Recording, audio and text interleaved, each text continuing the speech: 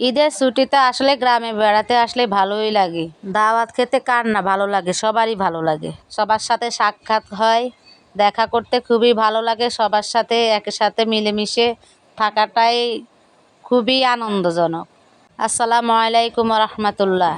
আজকে আমরা এক জায়গায় দাওয়াত খাইতে যাচ্ছি। দেখুন আমার ছেলেরা, আমার হাজব্যান্ড সব আগে ভাগে হেঁটে হেঁটে চলে যাচ্ছে বাগান দিয়ে। আসলে বাড়ির পাশেই দাওয়াত, আমাদের এক আত্মীয় দাওয়াত করেছে ঈদের পরের দিন, তাই আমরা সবাই রেডি হয়ে দাওয়াত খেতে যাচ্ছি।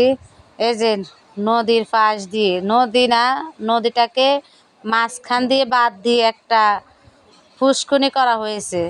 ওই ফুসকুনির পাশ দিয়ে আমরা হেঁটে হেঁটে যাচ্ছি দাওয়াত খেতে। দেখেন কত অলি গলি ইফা সিফা দিয়ে হেঁটে যাচ্ছি। এখান দিয়ে যেতে কোনো গাড়ি লাগে না, তাই আমরা পা দিয়ে হেঁটে হেঁটে চলে যাচ্ছি ওদের বাড়িতে। চলে আসছি প্রায় ওদের বাড়ির কাছাকাছি। এই দেখুন ওদের বাড়িতে চলে আসছি। এসে এখন কলিং বেল বাজাচ্ছি ঘরে ঢোকার জন্যে। ওরা এখনও আসে নাই, আমরা বসে বসে অপেক্ষা করতেছি। ঈদের সময় গ্রামে আসলে একটাই আনন্দ, সবাই সবাইকে দেখে, সবার সাথে সাক্ষাৎ হয়, সবার সাথে কুশল বিনিময় হয়। এই কারণে খুবই ভালো লাগে।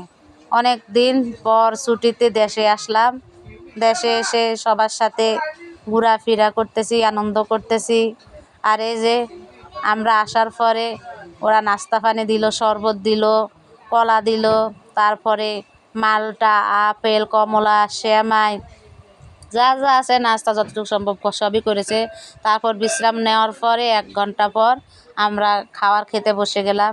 এই দেখুন কত আইটেম, কত জিনিস, যা তা ব্যবস্থা করেছে ওরা। খুবই কষ্ট করে ওরা আমাদের জন্য অনেক আয়োজন করেছে।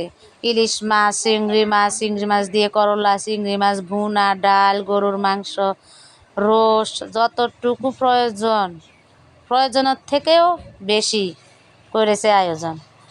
আসলে এত আয়োজন আমি দেখে আমার নিজেরই মাথা নষ্ট হয়ে গেছে। খুবই ভালো লাগলো দাওয়াতটা খেতে। ওদের মন মানসিকতা খুবই ভালো। যা হোক সব মিলিয়ে আয়োজনটা খুবই ভালো ছিল। আমরা খেতে খেতে বিদায় নিচ্ছি। সবাই ভালো থাকুন, সুস্থ থাকুন। আর লাইক কমেন্ট শেয়ার করতে ভুলবেন না। আল্লাহ হাফেজ।